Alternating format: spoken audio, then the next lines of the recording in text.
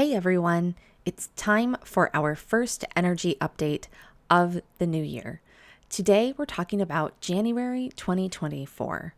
I'm combining efforts today because there's an important ritual I do every year at the solar calendar new year. So we're going to sort my tarot and oracle cards back into their full and upright positions, and we're going to do this together today while I tell you about the things I've been channeling for this month. Before we get started, this is your friendly reminder to take some super simple actions. When you like, share, and subscribe to my videos here on YouTube, it really helps me grow my channel. But more importantly, you're actually helping me learn more about what you want.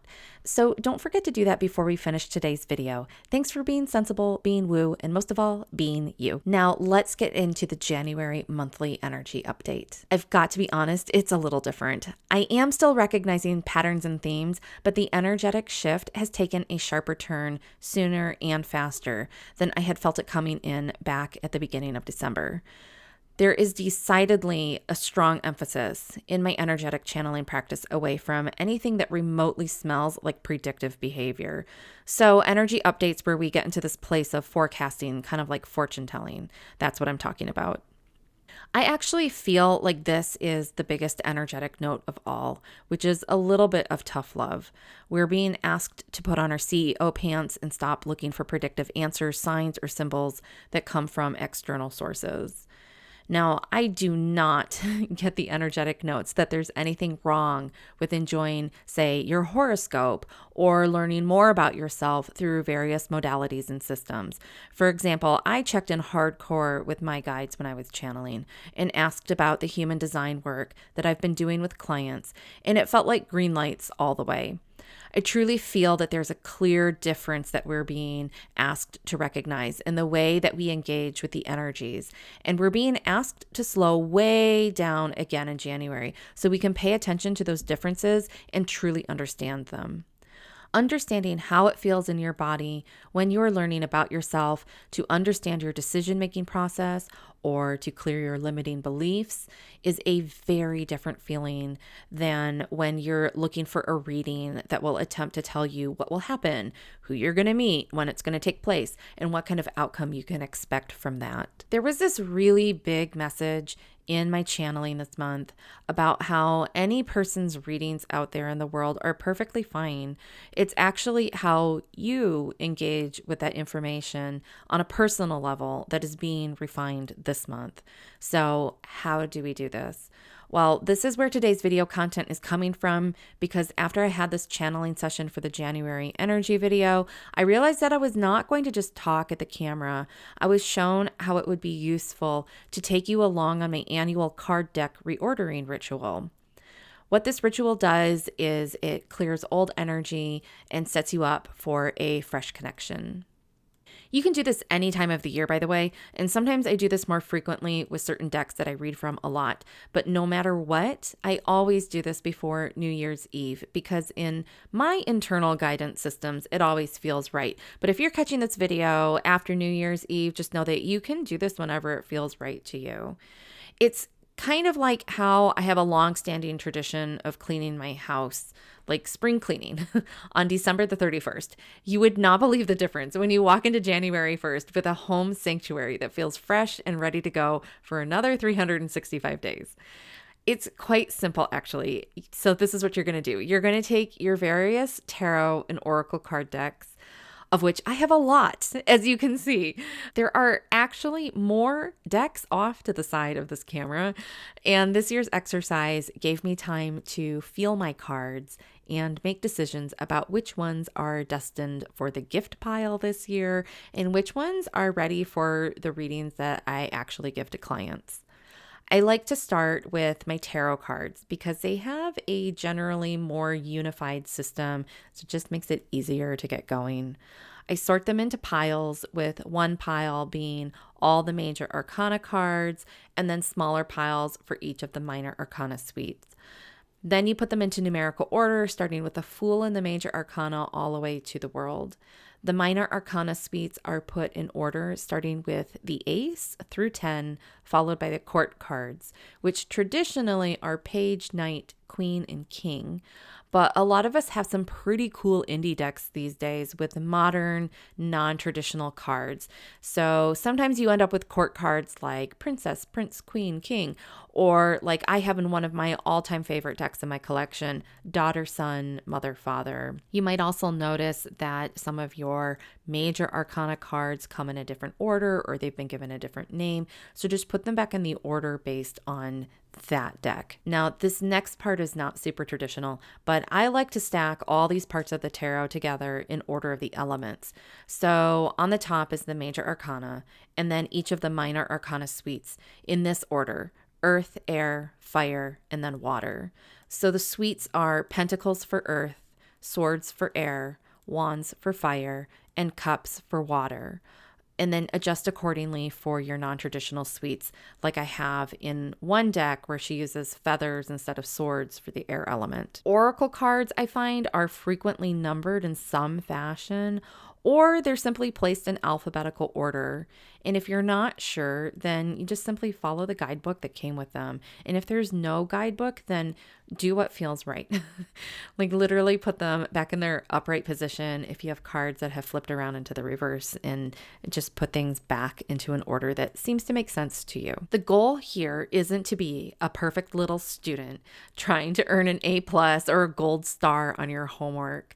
The goal here is to actually spend time reordering your decks, which in turn reorders your own energies in your body, mind, and spirit. There's a real magical quality to touching the cardstock of these decks, taking them in and out of their boxes, cleaning up, if there's any dust on the boxes. Those simple energies of you touching your decks allows you to get back into your body and be fully present with these really magical pieces that help us do our channeling work all year long. I find that it's these simple actions that set a whole world into motion for the new year. And when my guides showed me a preview of you watching me reorder my cards for the January energy update, I totally understood what they wanted to impart over here in YouTube land.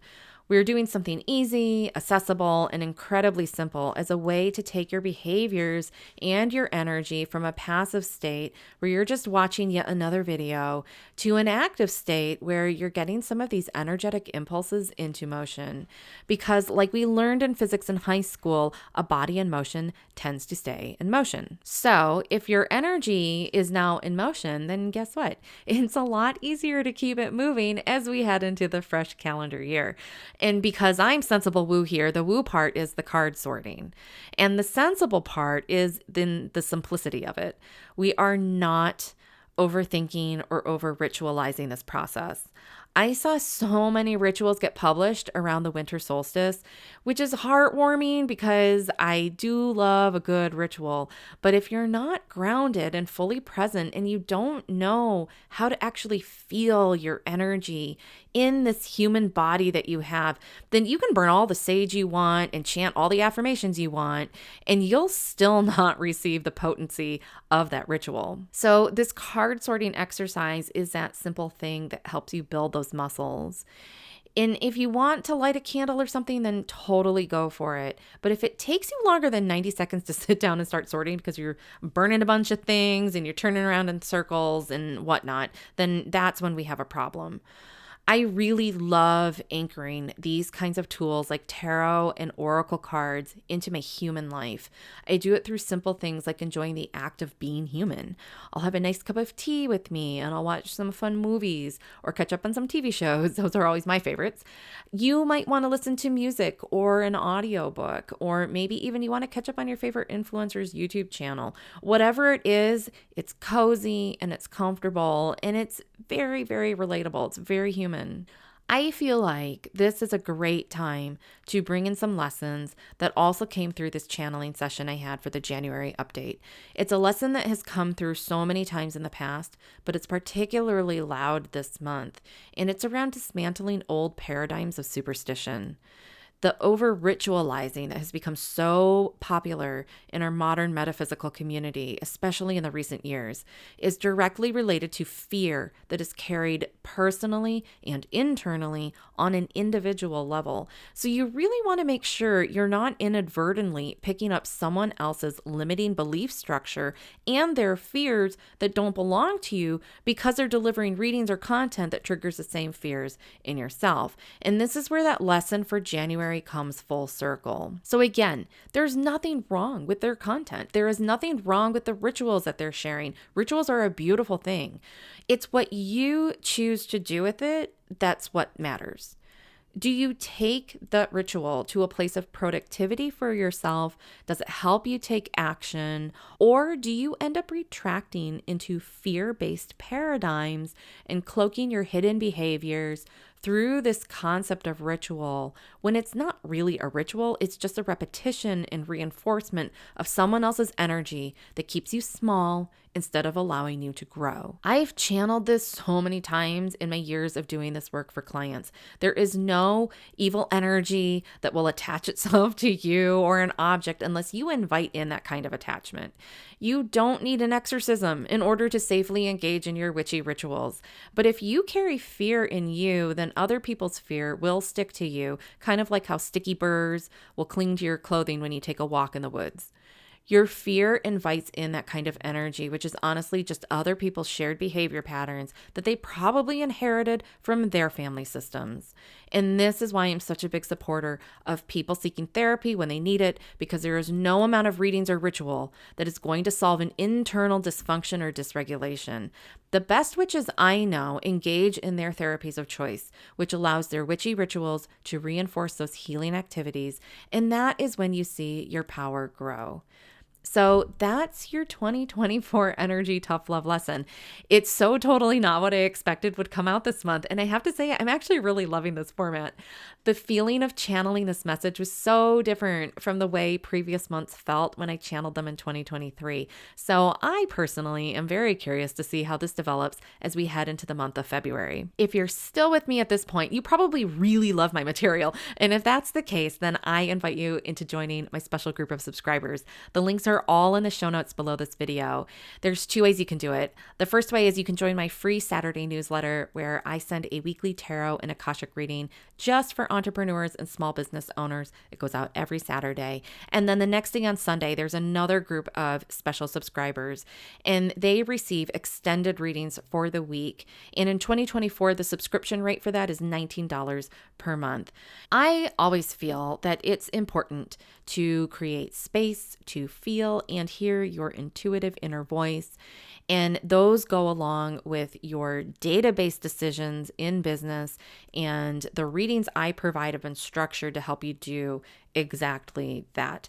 They're really more like intuitive coaching lessons that you get every week. And again, you can get the information for both of those newsletters through the link in this video's show notes and choose which one feels best for you. So thanks for hanging out with me today. Don't forget to like, share, and subscribe, and I will see you next time. Stay sensible, stay woo, and always be you.